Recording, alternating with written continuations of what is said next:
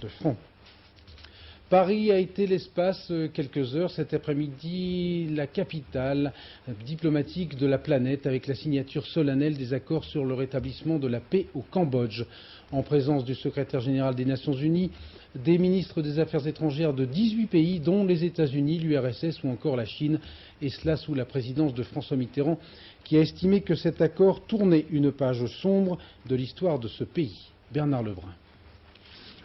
À l'initiative de la France, après 2 ans, 2 mois et 25 jours de négociations, à 19h30 ce mercredi au centre de conférence de l'avenue Kléber, là où la paix au Vietnam fut signée, le Cambodge a mis fin à 50 années de guerre dans cette région du monde.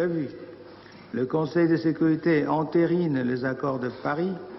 L'organisation sera chargée de veiller à leur mise en œuvre en déployant au Cambodge une opération qui sera probablement la plus importante, la plus complexe de l'histoire des Nations Unies.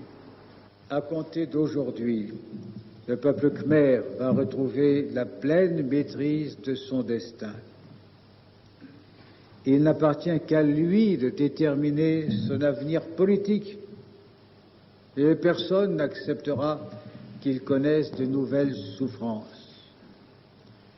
Les Cambodgiens, je crois pouvoir le dire en votre nom, aspirent à la paix de toutes leurs forces, ce qui exige l'abandon de tout esprit de revanche, qui serait aussi dangereux que l'oubli de l'histoire et de ses drames.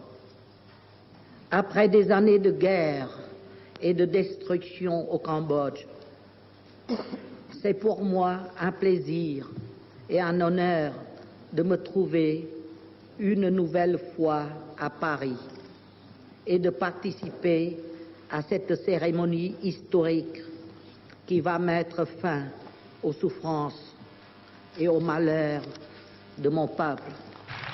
Ému, le prince, il est sans conteste le héros du jour. L'infatigable et le très séducteur Norodom Sihanouk s'est battu jusqu'au bout. Le 14 novembre prochain, il regagnera Phnom Penh avec pour passeport les 45 pages d'accords de paix et les 3 traités signés aujourd'hui.